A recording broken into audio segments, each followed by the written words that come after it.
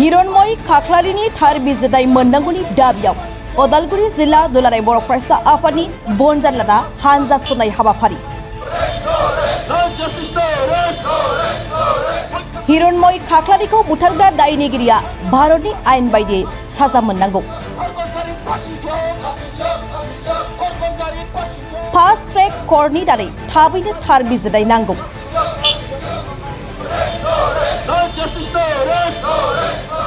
मानसि बुथारग्रा सुबुंखौ थाबैनो फासि होनो नांगौ बायदि दाबिजों गोमखांदों उदालगुरि सहरा। दिनै उदालगुरि जिल्ला दुलाराय बर' फरायसा आफादनि बानजायनायाव थांनाय बावैसो दान सिगाङाव गवालपारा जिल्लानि सिङाव थानाय दुधनैयाव बर' हारिनि सानै उन्दै हिन्जावसाफोरखौ जिनाहारि खालामनाय जाथायजों लोब्बा थानाय सुबुंफ्रा लाइमोन हिरण्मय खाख्लारिखौ इनायै खास्रि बिस्रि बुथारनाय जाथायखौ लानानै दिनै थार बिजिरनाय मोननांगौनि दाबियाव उदालगुरि जिल्ला दुलाराय बर' फरायसा आफादाबो गुबुन गुबुन जिल्लाफोर बायदियैनो दायनिगिरि साजा मोननांगौनि दाबियाव जिल्ला मावख'नि लांगोना मोखांनिफ्राय उदालगुरि सहरनि बिखायाव थानाय बिष्णु राभा कृष्टि संघ नब्लां न'सिम मोनसे बनजार लाना हानजा सुनाय हाबाफारि लायो। दिनै दुलाराय बर' फरायसा आफादा फिन खनसेबाव जोङो रेलिनि हाबाफारि लानो थाखाय जोङो बाध्य जादों। खारन थांनाय समाव जोङो मोनफ्रोमबो जिल्लायाव माने थांनाय जिथु दुधनैनि जि रेप आरो मार्डार केस मे दाननि 3 आरो 5 अक्ट'आव जानाय जि रेप आरो मार्डार केस बेखौ लानानै जोङो मोनफ्रोमबो जिल्लायाव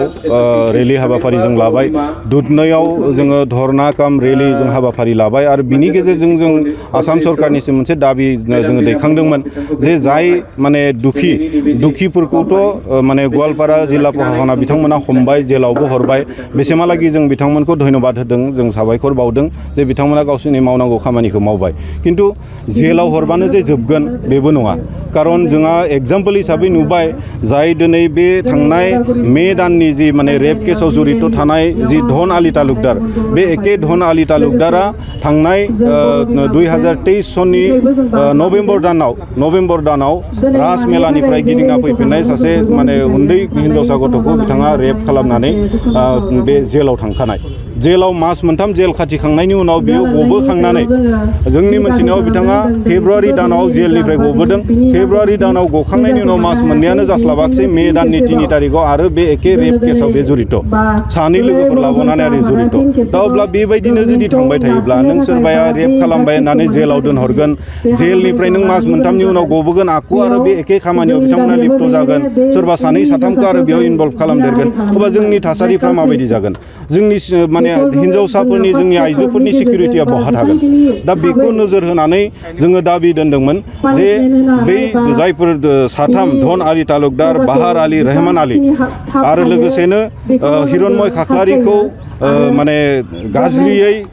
बुनानै सुनानै दाननानै बुथारनायाव जड़ित थानाय धन आली तालुकदारनि बिदा शेखबर आली आरो बिनि बिनानाव पारमिना बेगम बिथांमोननि जि केस, बे कमप्लिट केसखौ SIT मोनसे दानानै बिनि गेजेरजों बे केसखौ माने फास्ट ट्रेक कर्टआव लांनांगौ होननानै जोङो आसाम सरकारनिसिम मोनसे दाबि दैखांदोंमोन। लोगोसेनो हिरण्मय खाख्लारिनो 20 लाख थाखा कम्पेनसेसन आरो बै माने जाय रेप भिक्टिम बिथांमोननो 5 लाख थाखायै गभर्नमेन्टनिफ्राय मोनसे बिथांमोननो कम्पेनसेसन हिसाबै होनांगौ होननानै जों दाबि दैखांदोंमोन। नाथाय दिनैसिमहालागै खुनु मोनसे जोंनि दाबिखौ खोनासंनायखौ नुवाखै आरो बेजों लोगोसे जों बेखौबो नुवाखै जे गभर्नमेन्टनिफ्राय खुनु मोनसे इन्टारेस्टखौ बे केसाव लानाय नुवाखै। जेराव जोङो बिनि सिगां बे इलेक्शननि बा बै समायावनो जि समायाव जोङो बे हिरण्मय खाख्लारि आरो बै साथाम माने रेप जानाय व्यक्तिफोरनि थाखाय जोङो जुजिबाय थादोंमोन, बै समावनो सासे माने नों आपार आसामाव सुनिल गगৈ होननाय सासेया बिथिं मार्डार खालामजाबाय। खिन्थु बेवहाय नों मन्त्रि थांदों, DGP थांदों, गुतै माने इन्ट्रेस्टआ बिथिं दङ। खिन्थु जोंनि नै बिथिंहाय खुनु माने इन्ट्रेस्ट होनायखौ आसाम सरकारनिफ्राय जों नुवाखै। जोङो दायो सिन्ता खालामनो लुगैया जादों जे जोङो ट्राइबेल जानायखायसो जोङो बेबायदि बन्सित जानो गोनां जादों नामा? जोङो सोरबा खाख्लारि जानायखाय, सोरबाया गगৈ होननायखाय बेयाव DGPबो मोनहैबाय, बेयाव नों मन्त्रिबो मोनहैबाय, आसामनि सोरबा MLA मोनहैबाय। खिन्थु बेयाव सोरबा खाख्लारि जानाय लोगो लोगो, सोरबा बर' जानाय लोगो लोगो बेयाव दिनै खुनु माने DGP मोनहैयाखै, खुनु माने नों मन्त्रि मनला मोनहैयाखै नामा? दा बेखौबो जोङो साननो लुगैया बाध्य जादों। दा दिनैनि तारिखआव गोदानै उदालगुरियाव मोनसे आरोबाव रेप केस जाबावबाय। थांनाय 22 तारिख मोनाबिलियाव टिउसननिफ्राय न'आव थांनाय समाव माने क्लास 9आव फरायबाय थानाय सासे गरखा माने हिन्जावसाया बियो माने रेप खालामजाबाय 7 माने हौवासाजों दा बे रेप खालामजानाय दा दिनै बै दुधनय कान्दखौ लानानै जुदि सरकारनिफ्राय कठोर मोनसे बेबस्था लानायमोनब्ला जों सानो जों मोनसे फोथायो जे निस्सय नैबे माजबातनि दाख्लै 22 तारिखनि घटनाया जानाय नङामोन जाय घटनानि गेजेरजों दिनै बेयाव न' सावलायनाय जाबाय मा जाबाय दा जोङो दुलाराय बर' फरायसा आफादै हिसाबै खिन्थु जोङो नैबे न' सावलायनाय माबा मोनसे बेबायदि गाज्रि मोनसे सिचुवेसन जोंनि गेजेराव सृष्टि खालामनायखौ जों मालाबाबो लुगैयाखै जों बेखौ कन्डेम खालामदों खिन्थु जि माजबातनि घटना बेखौबो जों कन्डेम खालामदों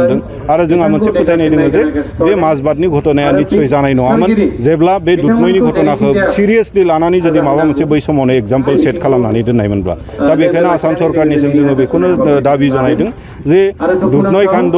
दानि नैबे माजबातनि जिथु घटना बे गासै घटनाखौ लानानै मोनसे एग्जाम्पल सेट खालामनांगौ जाहाथे फैबाय थानाय समाव खुनु आरो बेबायदिबाव रेप केस खुनु सोरबा जोंनि उन्दै उन्दै गथ'फोर हिन्जावसाफोर जोंनि आइजो माहारिनि सायाव गाज्रि नोजोरा जाहाथे रावबो होनो हाया बेबायदि मोनसे एग्जाम्पलखौ सेट माने थिक खालामनो नांगौ आरो फैबाय थानाय समाव जाहाथे प्रशासन आरो सरकारनि माने पदक्षेपफोरा जाहाथे कठोर जायो बेबायदि दुखिफोरनि बेबायदि दायी मानसिफोरनि सायाव जाहाथे कठोर बेबस्थाफोरखौ अन द स्पट लायो जों बेखौसो खावलायगोन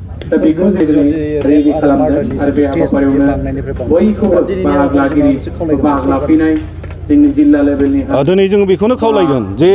माने आसाम सरकारनिफ्राय बा जोंहा गभर्नमेन्ट तरफनिफ्राय जिखिनि बेबस्था लानांगौ बेखौ जाहाथे कठोर भाबै लायो खुनु सासे रेपिस्टआ जाहाथे ओरैनो जेलाव थांनानै 3 मास सोरबा बोसोरथाम सोरबा 2 बोसोर खाथिनानै जाहाथे गबोफिननानै बिसोरो आरामै संसार जानो हानाय बे सुबिदाखौ होखानो नाङा जेराव थांनाय समाव माने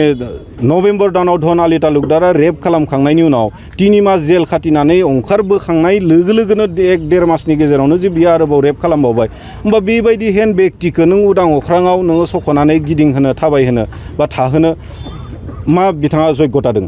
दा बेबायदि हेन बेक्ति जोंनि गेजेराव दोङो आरो जाय बेबायदि माने रेपिस्ट बिथांमोननि साननाय हनाय बे कुनु पयधे मोजां जाखाया उन्दै उन्दै नों 15 बोसोर 16 बोसोर बयसनि सासे उन्दै हिन्जावसा गथ'खौ रेप खालामनो हानाय बेक्तिनि साननाय हनाया बिनि बिबेका माबायदि जागोन दा बेबायदि बेक्तिया जोंनि बे समाजाव कुनु जायगा मोननो नाङा बिथांमोना फासिनि साजा मोननांगौ आरो बे माने साजाखौ रेपिस्टफोरनि थाखाय थिक खालामना दोननांगौ जेब्लासिमनिखि जोंनि साजाया जोंनि दण्डनीयफ्रा जुदि एग्जाम्पल सहकारे जाया कुनु मोजां मोनसे दण्डनीय मोना जोंनि सरकारनि प्रशासननि जोंनि आइननि जिथु माने जिथु मेरपाक बियो जुदि गोख्रों जाया बे गोख्रों जायागौमानि जोंनि गेजेराव बेबायदि रेप जानाय माबा मोनसे जानाय जोंनि आइजोफोरनि सायाव जोंनि उन्दै उन्दै हिन्जावसा गथ'फोरनि सायाव गाज्रि नोजोरा बे थाबाय थागोन दा बिनिखाय जोंनि एक्सना कठोर जानांगौ प्रशासननि एक्सनफ्रा कठोर जानांगौ सरकारा कठोर मोनसे माने बेबस्था पदक्षेप लानो नांगौ आरो लोगोसे जोंनि आयेना आरोबाव कठोर जानांगौ बे बयनिबो थाखाय जानांगौ सोरनिबा थाखायल' नङा।